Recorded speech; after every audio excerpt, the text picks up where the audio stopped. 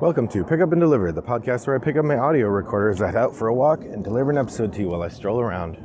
I'm Brendan Riley.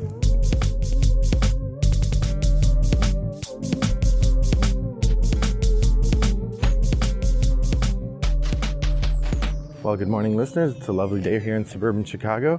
The sun is out, the birds are chirping, and school is done. Well, it's not done because I'm teaching summer classes and I have meetings, all sorts of other stuff going on. So it's never really done, but I'm done with my regular fall classes. I've shifted into summer classes, which are online asynchronous, so it's a whole different kind of class, and I'm in this summer schedule. However, that means I don't yet have a regular pattern for recording the podcast, which is why I've been a bit iffy the last couple of weeks in terms of getting podcast episodes out to you. With that said, I think this is a reasonable way to do it, is once or twice a week I'll take a walk. Today, I'm heading up to the library to drop a couple things off, see if I have anything waiting for me, and then coming back, and I'll record 2 podcasts while I do that. That'll be 2 of the 3 for the week. I'm a little bit behind schedule, but I suspect once I get into this rhythm, that will be plenty. So let's just jump into it. It's been a while since I've seen you, so it feels like it's time for another board game espresso. That's right. This is the quick review episode in which I review 3 different games that I've played for the first time recently. That makes it a triple shot. And I talk about them quickly, hence the espresso. The espresso is the triple shot part.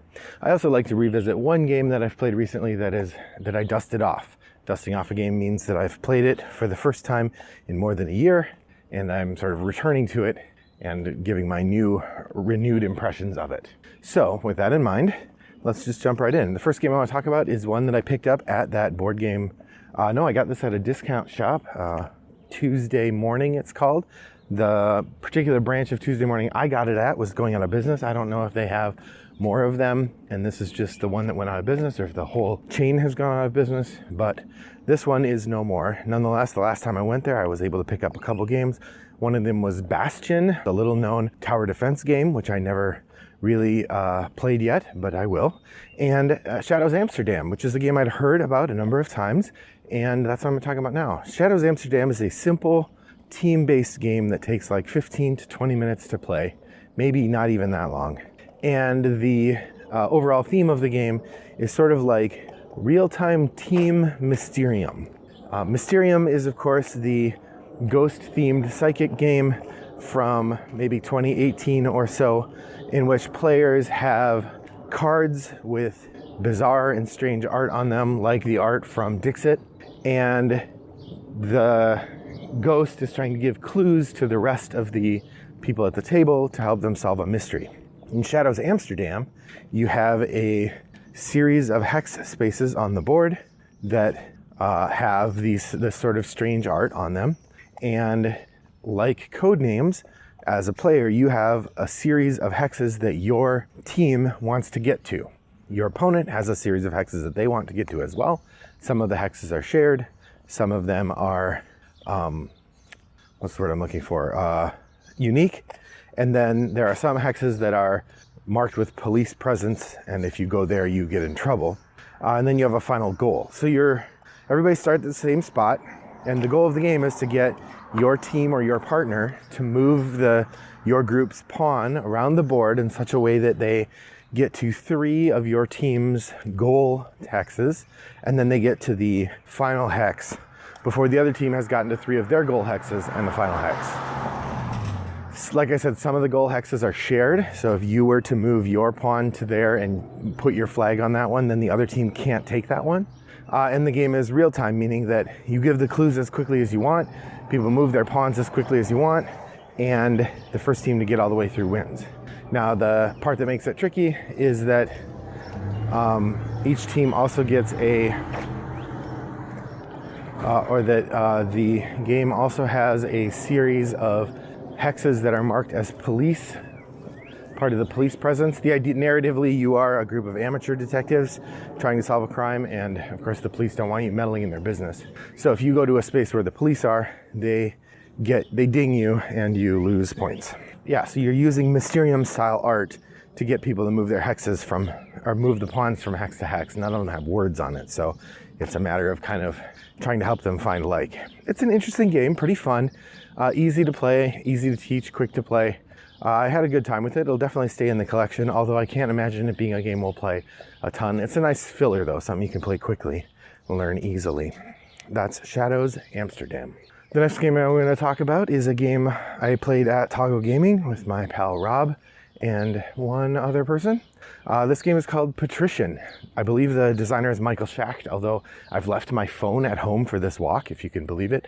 And so I don't know the answer to this question of what, I don't know for sure, but I think Michael Schacht is the designer. And in this game, you are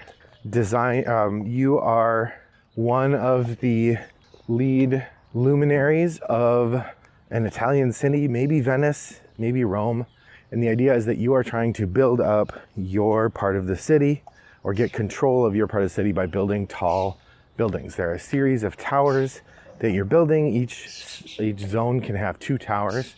And at the end of the round, or at the end of when the zone has the maximum build up in it, the person who has control of the towers. So for example, each zone has a specific number of tower pieces that can be played there. I think the highest is 9. So once someone plays the 9th tower piece to a zone, that zone is immediately scored. And the person who has control of the highest tower, meaning you're the one who put the last piece on there, or no, is it you have the most pieces in that tower? You have the most pieces in that tower, yes. And the tiebreaker is the one on top. And then you get the more expensive or the more valuable point total token. And then if you have control of the other tower, you get the less valuable one. The game goes until all the zones have been resolved. And the tricky part of it, or the clever part of it, is that where you play depends on which card you have, and how many tokens you put out depends on which card you have. So you start with a series of cards, but then whenever you play in a zone, you get to pick up the card that's in that zone, and then a new random card gets assigned to that zone until it's empty. So you have this great mechanism by which you sometimes will play to a zone you don't really want to play to in order to get the card that lets you play to the zone you really want to. It is a really good, classic, old school Euro. Pretty tight in terms of mechanisms and design. Pretty easy to learn. Once we understood it, kind of explaining it to another person would be pretty easy, I think. And relatively straightforward in terms of seeing what you have to do to win, but still takes a relatively strong amount of tactical and somewhat strategic thought. So all those things together, Patrician, I mean, that's pretty good. Now I will say, it is the dustiest of themes, as they might have said on the Brawling Brothers podcast. It is Europe. You are a wealthy person in Europe trying to become the most prominent person in your town. That is about the most Euro theme a Euro could have. The pieces are nice. The little towers that you're making are cool. There's these little stackable wooden bits. But the art is otherwise, feels very much like a early 2000s to mid 2000s Euro game, which is precisely what it was. Published by Mayfair Games, I believe. And if you've seen Mayfair Games of that era, it looks just like all the other Mayfair games of that era. All in all, I thought Patrician was pretty fun. I'd happily play it again. If I were to find it at a thrift store, I probably would buy it because it is interesting and pretty playable, and it really fits nicely in the thinky 20 to 40 minute range. But I certainly would not go buy it new, at least without playing it. I don't think you can buy it new. I'm just saying it's not like I'm calling for a reprint here anyway. It's a fine tactical Euro, probably in the 6 range in terms of, for me, the rating on in the Board Game Geek scale. So that's Patrician. Next, I'm going to talk about a dusted off game. During the last couple of weeks, I dusted off the game Gravwell. Gravwell is a how do you describe it? It is a tactical movement game where you have a ship that you are trying to get out of a gravity well. And you do that by slingshotting off the other ships in the gravity well. And so there's a really interesting push-pull mechanic where you're trying to figure out the best time to play your card. And the way it works is there's 26 cards, and you're going to draft a bunch of them and then play them. And each movement phase, everybody plays one card and the cards resolve in alphabetical order. So you can sometimes kind of guess which order you'll resolve in. And a lot of times the difference between a major success in a movement phase and a major failure is just, did you go before or after the last person? Because you're always moving toward the next person in line. And so if they're in front of you and you move toward them, then you can move toward them and past them, maybe slingshot past them. Whereas if they're behind you and they're really close, and then it's your turn to move, you're gonna move toward them and you're moving backwards on the timeline. Gravwell is great. It's, again, really fits nicely into that 20 to 45 minute zone in which we are trying to do one particular thing.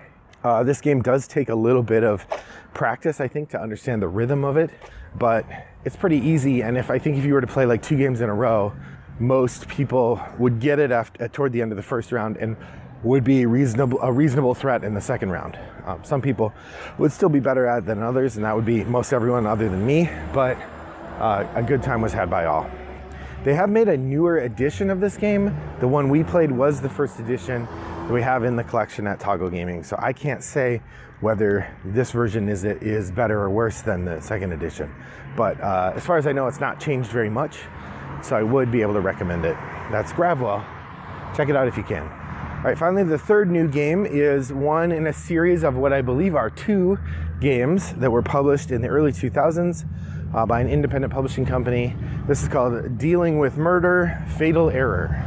Dealing with Murder, Fatal Error is a one-play mystery game along the lines of something like Chronicles of Crime, except it was made in the early 2000s, so it's done entirely in cards and paper and pretty flimsy materials at that.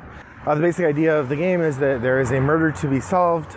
You get the basic premise of the murder, and you get a few details about how the murder went, and then you get and then there's a deck of cards that has a bunch of clues in it. And the idea is that you, on your turn, you draw a card and then you play a card, sort of rummy style or gin style, to the discard pile. And everyone's allowed to look at all the cards in the discard pile. So you're giving everyone else information whenever you discard something. So you want to hoard the good stuff. There are a couple cards that allow you to peek at other people's hands so you can get a glimpse of what they have. Or you can raise your hand size by 1. I tried raising my hand size by 1. The other 2 players used it to peek at other people's hands. And it turned out that was the much better choice. So oops on my part. And then on your turn, you also can try to solve the mystery. You solve the mystery by looking in the secret solution envelope, which I bought this game from Goodwill, and it turned out it didn't have the secret solution envelope. So what we did is we had each person, when they were ready to solve it, they wrote down their solution, and then we kept playing. And once everyone was ready to make a solution, then I went online and found the answer. And it turned out both my wife and my daughter solved the mystery in the same round, because they're awesome. Now, I myself was not able to solve it. In part, I never got the cards that gave the crucial clues that they used to solve it, but that's okay. It was fine.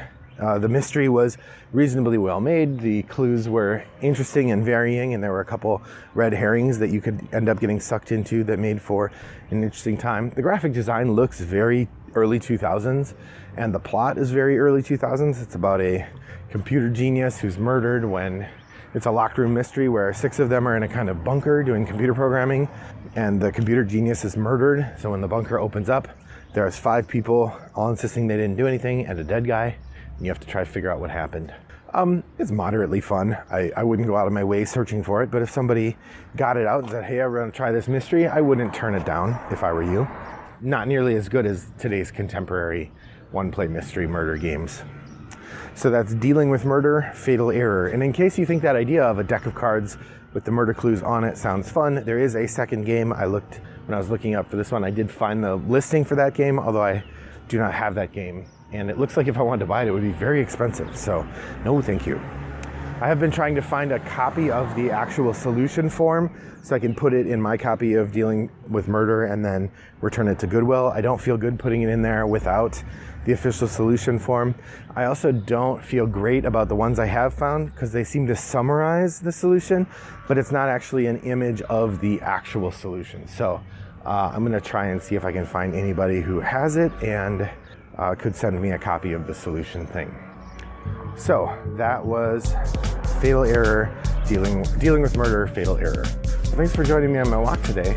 What have you been playing lately? Head over to Board Game Geek Guild 3269 and share your thoughts. I hope that I can hear from you soon about those games. In the meantime, I hope that your next walk is as pleasant as mine was. Bye-bye.